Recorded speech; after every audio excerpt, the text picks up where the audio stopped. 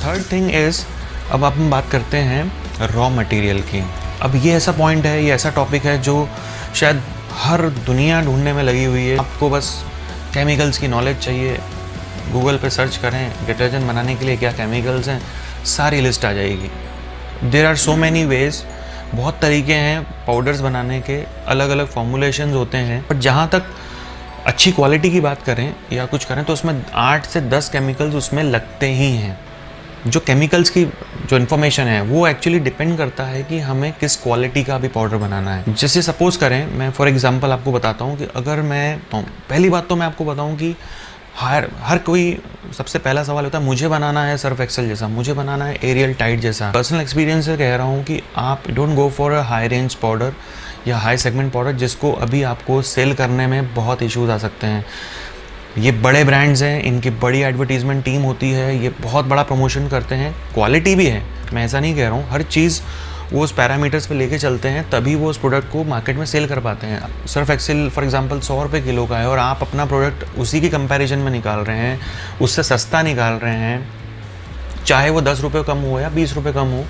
But फिर भी जो बायर है वो एक बार सोचता है कि मैं क्यों इतना खर्चा करूँ एक नॉन ब्रांड पे जब मुझे एक वेल नोन ब्रांड मिल रहा है। उनका एक ऑलरेडी मार्केट सेट है, तो उनके कस्टमर्स को लेना अभी हमारे लिए मुश्किल होगा, because we are unknown brand. जब हमारा एक ब्रांड सेट स्टैब्लिश हो जाएगा then we can go for some quality products. It's my suggestion from my personal experiences, क्योंकि मैं भी एक मैन्युफैक्चरिंग फील्ड से हूँ। तो अगर सपोज़ मैं एक मिड सेगमेंट पाउडर की बात कर रहा हूँ तो ये ऐसे ब्रांड्स हैं जो 55 to 60 रुपीज़ की रेंज में हैं, एक मिड सेगमेंट में आते हैं, सबसे ज़्यादा सेल्स मिलते हैं। अगर आप ये इस सेगमेंट से स्टार्ट करते हैं तो एक बहुत बड़ा मार्केट ऑलरेडी आपके पास है। But with the right information, with the right formulation हम अच्छा प्रोडक्ट बना सकते हैं और इनसे कम में भी दे सकते हैं। मिड सेगमेंट की बात करें तो 50 रुपये का जो पाउडर उसकी RMC cost you will get in 25 rupees. अब मैं इसको कम भी बता सकता हूँ, बोलूँगा साहब 20 रुपये में बन जाता है, बट द पाउडर की क्वालिटी उसकी एक्टिवनेस से रहती है। मैं हवा में बात नहीं कर रहा हूँ। अगर आप घड़ी का पाउडर उठाएं तो आज उसकी जो जितना AD है, एक्टिव डिटर्जेंट जो उसमें है, उसके कंपैरिजन में बनाना है तो कॉस्टिंग इतनी जाएगी। अगर मैं घड़ी के इक्विवेलेंट, तो आप उसको प्रूफ कैसे करेंगे? How will you prove it? कोई भी आपको बोलता है ये घड़ी का फॉर्मूला है, आप ले लीजिए, ऐसे ऐसे केमिकल मिलाएंगे बन जाएगा, और आप मान लेंगे। This is not the right way. उसकी कुछ टाइट्रेशन मेथड्स होती हैं, उसमें उसके फॉर्मुलेशन से, उसके कैलकुलेशन से, परसेंटेज से डिसाइड होता है कि उसमें कितना एक्टिव डिटर्जेंट है। उसके अकॉर्डिंग जो हमारी RMC कॉस्ट है वो 25 रुपये जाती है। फिनिश गुड है जिसमें हमारा labour, power, pouch, transporting cost, miscellaneous expenses, GST, हम सब चीज़ें ऐड करते हैं तो that will be cost you around 30 to 31 rupees. अगर आप उसको डायरेक्ट किसी रिटेलर को या फिर किसी डिस्ट्रीब्यूटर को देते हैं तो you have a decent margin. 7 to 8 rupees आप उसमें रख के पर किलो पे आप उसको ईजिली सेल आउट कर सकते हैं। 25 रुपये का जो फॉर्मुलेशन है उसमें केमिकल्स बिल्कुल अलग आएंगे। अगर मैं हाई रेंज में जा रहा हूँ तो उसमें कुछ केमिकल्स के इंग्रेडिएंट चेंज हो जाएंगे, और अगर मैं लो में जा रहा हूँ तो उसमें भी कुछ केमिकल्स अलग हो जाएंगे। तो यहाँ पे अब फॉर्मुलेशन हर किसी के लिए अलग अलग है। तो मैं एक फॉर्मुलेशन को लेकर सारी लाइफ अपने बिजनेस को रन नहीं कर सकता हूँ। So I need to keep on changing according to the situation. वहाँ का वाटर हार्डनेस कितना है, वेदर क्लाइमेटिक कंडीशन कैसी हैं, ये सारी चीज़ों को हमें कुछ ना कुछ थोड़ा सा रख के हमारे प्रोडक्ट को डिज़ाइन करना पड़ता है। अगर हम इनिशियल सेटअप वो छोटा भी लेते हैं तो पर डे, मैं ये नहीं कहूँगा कि आप पर डे से ही आप 2 टन 3 टन माल बेचने लग जाएंगे। पर डे मेरा टारगेट है कि मैं 500 किलो माल बनाऊँगा। तो 500 kilo 500 kg into 30 days, that is 15,000 kilo.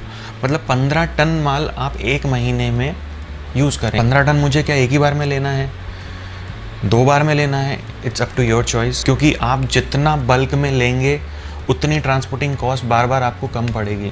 मेरी कॉस्ट इफेक्टिव होगी, मेरा प्रॉफिटेबिलिटी में उसका इफेक्ट आएगा।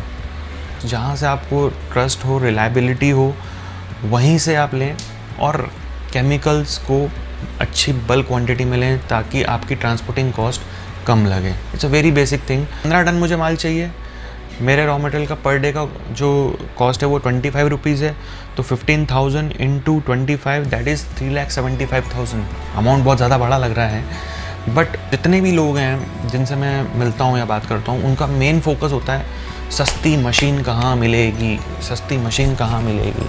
जबकि मशीन में तो आपका इतना इन्वेस्टमेंट हो ही नहीं रहा है, आपका इन्वेस्टमेंट हो रहा है पाउचेज़ में, आपका इन्वेस्टमेंट हो रहा है रॉ मटेरियल में। वो इन्फॉर्मेशन नहीं होती है, प्राइस की बात करते हैं और उसके बाद टेक्निकल कोई बात ही नहीं करता है।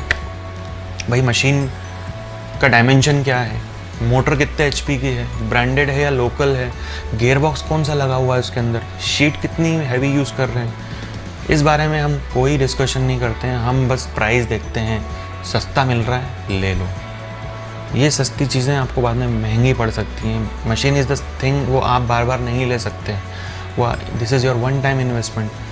पाउचेज़ और raw material this is your working capital, ये आपको हर महीने लेना है, जिसमें हम आपकी पूरी हेल्प करते हैं। As we are a consultant, हम आपको केमिकल्स भी देते हैं और उस केमिकल का नॉलेज भी देते हैं। सपोज़ करिए मुझे लैप्सा चाहिए, इसको एसिड स्लरी बोलते हैं, 90% हमें इसको चाहिए होता है। हमें डिटर्जेंट की अच्छी ग्रेड के लिए 90% स्लरी आप कैसे चेक करेंगे? या तो आप उस सैंपल को लें, लैब में जाएं, उसका लैब टेस्ट रिपोर्ट कराएं और फिर उसके बाद 8 दिन बाद आपको पता चलेगा कि ये 90% है या नहीं है। प्लस अगर वो 85% है, कोई 80% दे रहा है, तो भी आपको पता नहीं चल पाएगा। That is again a big problem. ऐसे बहुत सारे केमिकल्स हैं जिसमें आपको श्योर होना पड़ेगा, and how will you sure it जब आपको उस चीज़ के बारे में पता नहीं है। तो इसीलिए हम आपको एश्योरिटी देते हैं कि if you are taking us as a consultant, तो हम आपको हमेशा जेन्युइनिटी के साथ मैं आपको वो प्रोडक्ट दूंगा, ताकि आप अपने बिजनेस में कहीं भी लैक डाउन ना करें। आप buying chemical from a reliable source is very important. Machines हो गई, पैकिंग मटेरियल हो गया, the third part is my raw material, ये भी हो गया, एंड नाउ द फोर्थ